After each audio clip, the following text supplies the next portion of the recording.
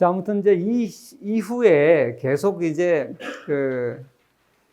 위기를 이제 극복을 하고 소위 말하는 오현재 시대가 도래하면서 로마는 다시 이제 안정 상태에 들어가게 됩니다.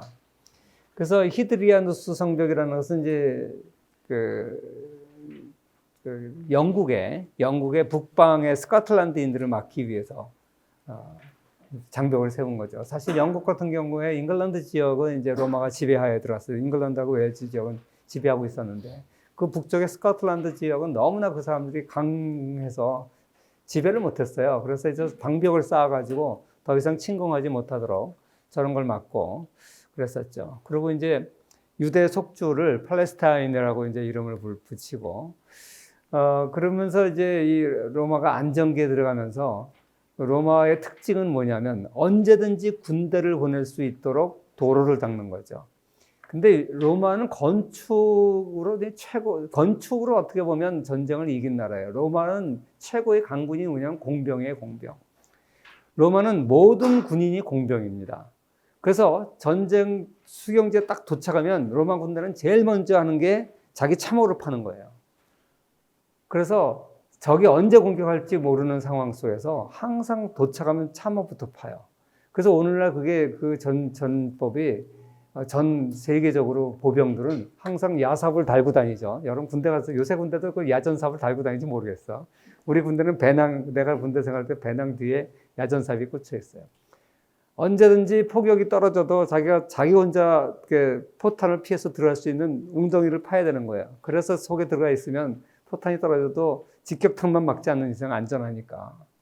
그런 식으로 로마 군대는 항상 어디든지 도착하면 방어 철책까지 방어선을 구축하고 그 작업을 하는 거예요. 그래서 군대라는 게 항상 전쟁하는 거 아니잖아요. 도착하면 대기하고 기다리고 이 사이에 항상 로마 군대는 뭘 지어도 지어요. 그래서 로마는 이 공병으로 유명하고 그 다음에 적을 공격할 때도 항상 다리 놓는데 천재들이에요. 다리 놓고 개척하고 뭐 이런 천재들인데 로마 하면 지금도 이제 유명한 게 로마 가도죠. 로마 가도. 그래서 로마는 이 성벽을 쌓지 않고 도로를 닦아가지고 언제든지 그 빠른 기마 군단이 달려갈 수 있도록.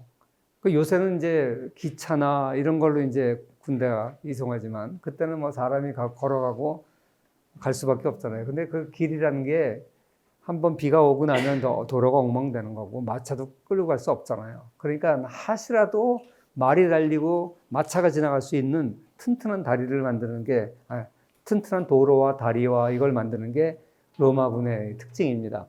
그래서 로마군이 만든 이 도로는요 진짜 어마어마해요. 밑에 한 4m 이상을 파요. 모든 도로를.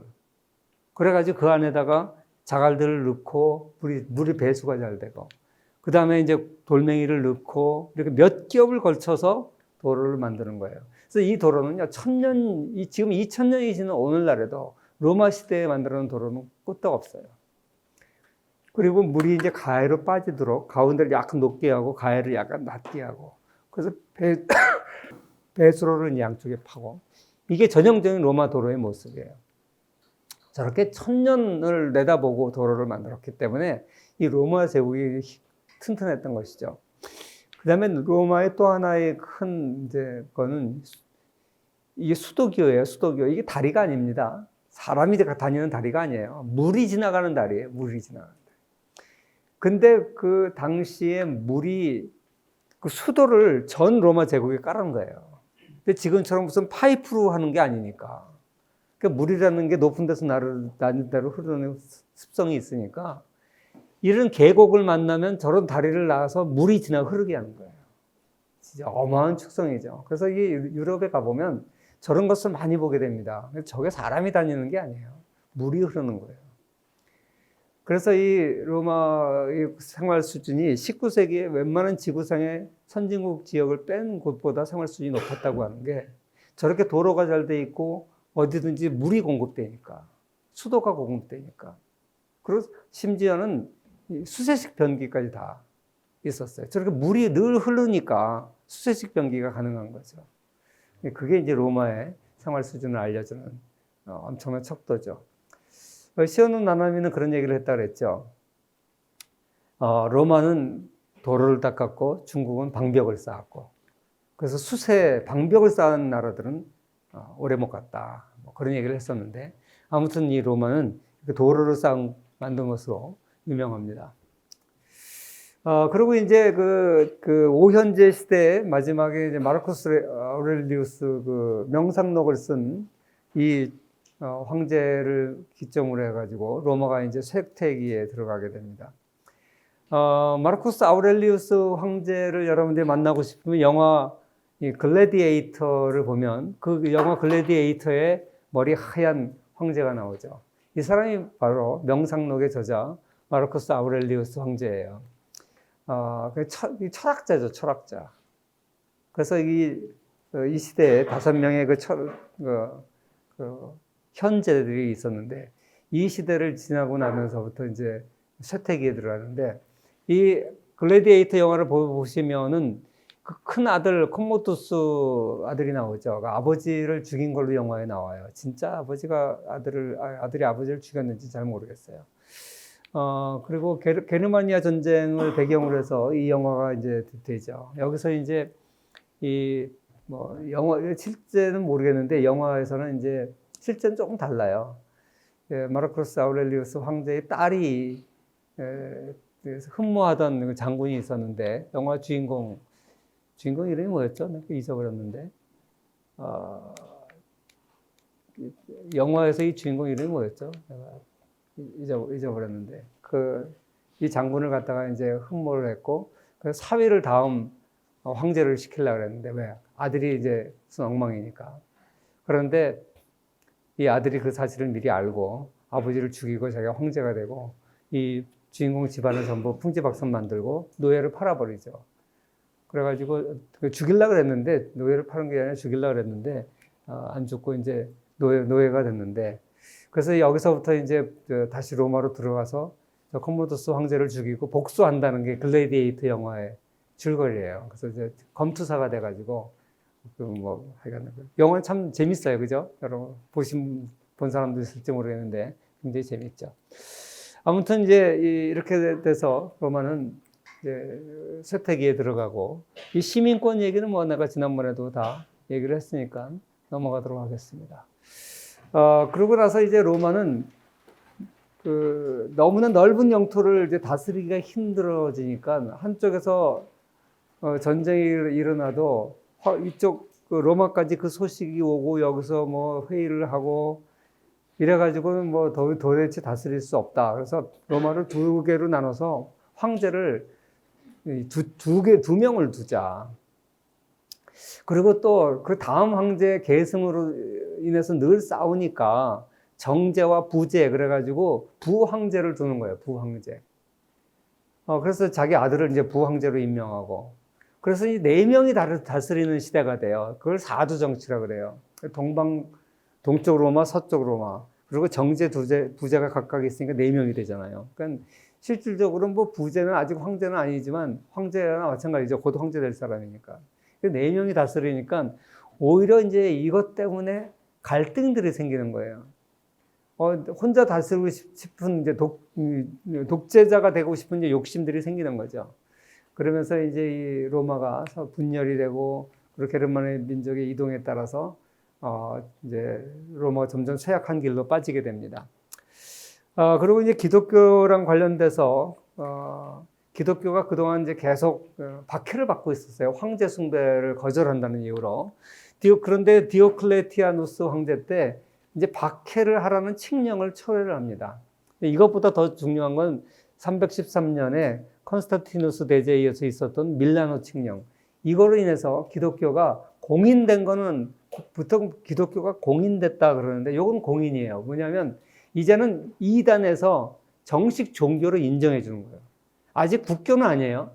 근데 여러 종교 중에 하나로 인정을 해주는 거예요. 그러니까 박해는 없죠. 그러니까 이것만 해도 기독교 입장에서 상당히 좋은 거죠.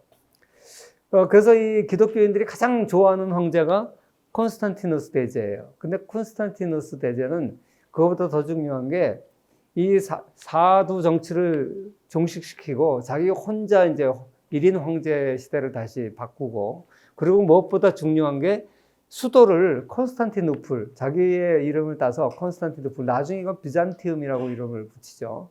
이쪽으로 천도를 하는 걸로 유명한 황제입니다. 근데 저 사람이 왜 기독교를 이제 공인을 하게 됐냐면, 이제 네 황제 시대에 이제 싸우게 되는데, 이 전쟁을 하기 직전에 환상을 봐요. 그 콘스탄티누스 대제의 어머니인가 크리스찬이었죠. 부인도 크리스찬이었고. 아무튼 그래서 이제 기독교에 대해서 이제 알고 있었는데 환상을 봐요. 그래서 환상을 보는데 환상 중에 그 어떤 크라이스트 이런 깃발을 쓰라라는 환상을 봐요. 근데 저 깃발의 상징은 뭐냐면 이 크라이스트를 라틴어로 쓰면 이렇게 쓰는데 난 라틴어를 못 읽어서. 근데 그 앞에 두 글자를 따면 이런 깃발 모양이에요.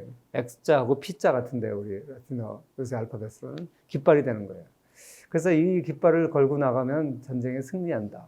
그래서 이제 저 깃발을 걸고 나가는데 진짜 승리를 해요. 밀비안 다리에서 상대방 그 부제 그때 동방 정제였었던 것 같은데 그래가지고 그 막센티우스 황제를 갖다가 이제 넘어뜨리죠. 다리에서 떨어지게 죽죠. 그래가지고 저 전쟁에서 이겨요.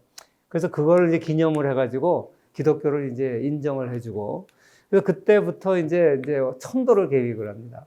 그래서 로마는 이게 너무나 이제 낡았고, 네로는 전부 불질러서 새로 이제 계획도시를 만들려다 실패했잖아요.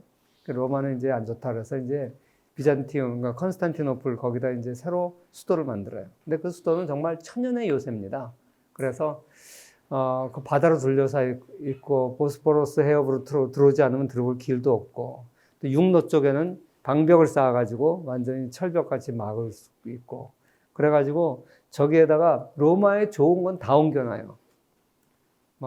좋은 것들 다 뜯어다 옮기고 그래가지고 수년 동안 이제 이사 준비를 하고 그러고 나서 마침내 330년에 수도를 비잔티움으로 옮겨서 이걸 콘스탄티누스 대제 이름을 따서 콘스탄티노플이라고 부르게 되죠.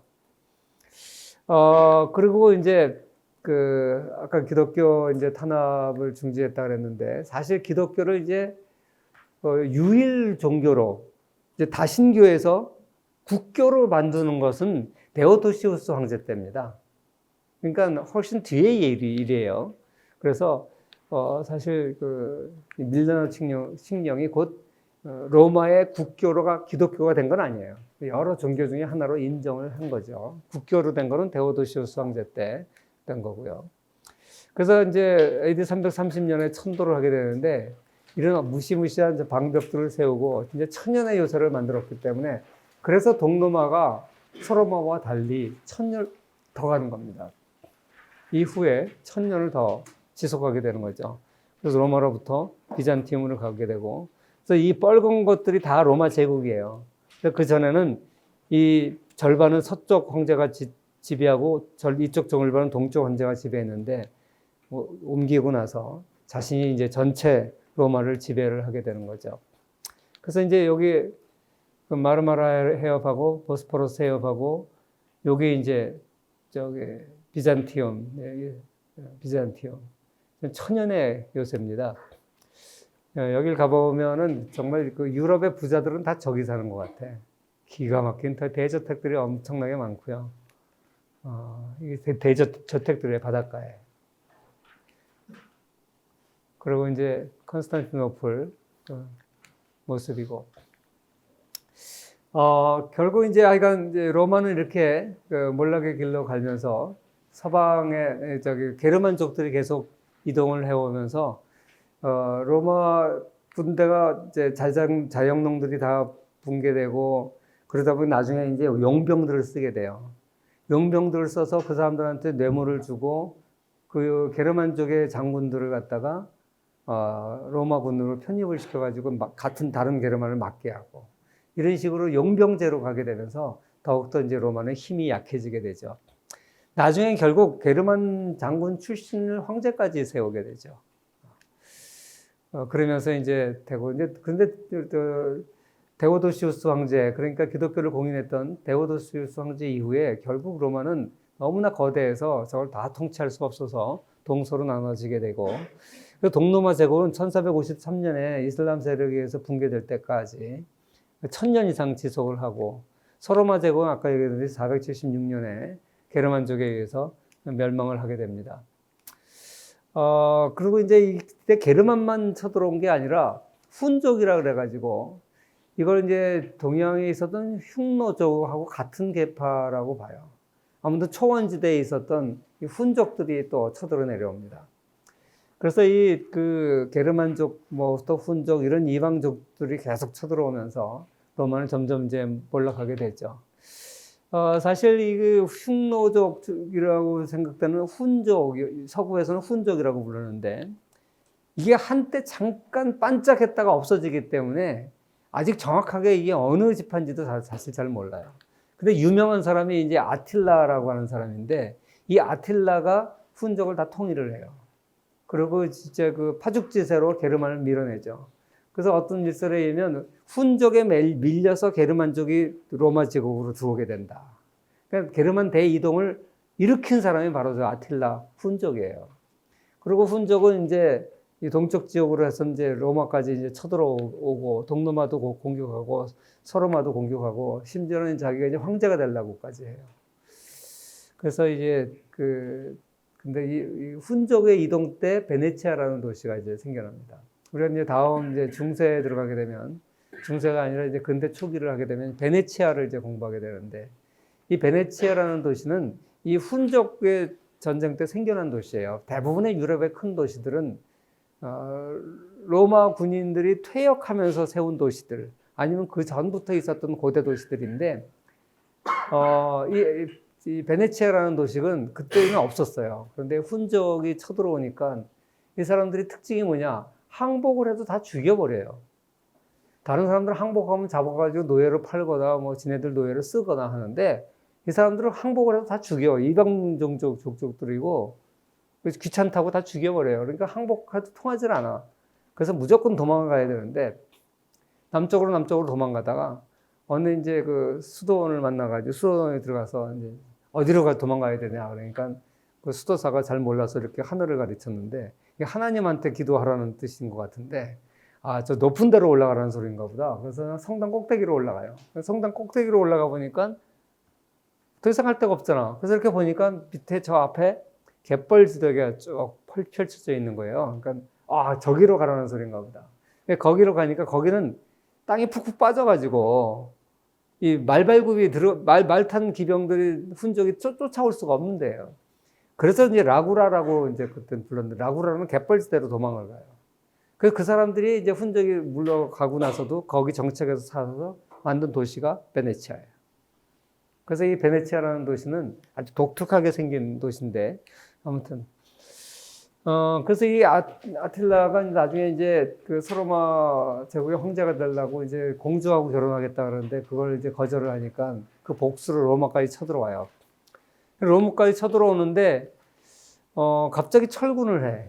그래서 그 이유에 대해서 이제 많은 이제 학설들이 있는데 이때 레오 1세가 가서 설교를 했다 그래요. 설득을 했다 그래요.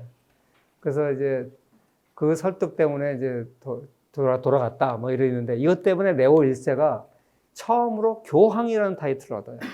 그러니까 그 레오 1세 이전까지는 주교라고 불렀어요. 비숍, 주교라고 불렀어요. 이때부터 이제 교황이 되는 거예요, 교황. 그래서 이제 이 로마를 구했다. 군인도 못 구하고 정치가도 못 구하고 아무도 못 구한 로마를 구했다. 그래서 인기가 이게 최고로 올라가고 그때부터 이제 교황이라는 타이틀을 얻게 됐다. 뭐 그런 얘기예요. 그래서 이제 여기까지 이제 대충 로마에 대한 얘기를 했고 이제 로마를 이제 정리를 하면서 로마의 특징이 뭐냐? 오늘날 로마가 멸망했음에도 불구하고 전 세계에 아직도 영향을 미친 게 두 가지가 있는데 그게 첫째가 기독교고 두 번째가 로마법이다. 이제 이런 말을 해요. 유대인은 우리가 다 알다시피 종교인들, 레위인들, 제사장들이 지배한 나라입니다. 황제라고 할지라도 종교적 하나님의 종교 지도자를 굉장히 중요시 여기는 게 이제 유대인의 특징이죠. 또 그리스인들은 철학이 발달되는 곳이죠. 그런데 로마는 바로 이 법률에 의해서 지배한 나라다. 그리고 이 로마가 이렇게 법이 잘 돼서 이제 성공을 한 것도 있지만 로마의 성공 요인 중에 가장 큰 걸 꼽으라 그러면 굉장히 배타적이지 않고 패장도 살려주고 다음 전쟁 때 그 패장을 내보내고 또 자기한테 진 나라 사람들도 그 사람들을 갖다가 포섭을 할 수 있는 그런 아주 독특한 포용적인 성향을 가진 게 로마다. 그래서 이것이 로마가 저렇게 조그만 도시국가에서 시작해서 거대한 제국을 만들고 뿐만 아니라 수천 년이 유지될 수 있는 그런 저력이 있었던 이유는 바로 저 로마의 관습 때문에 그렇다. 그렇게 얘기하죠.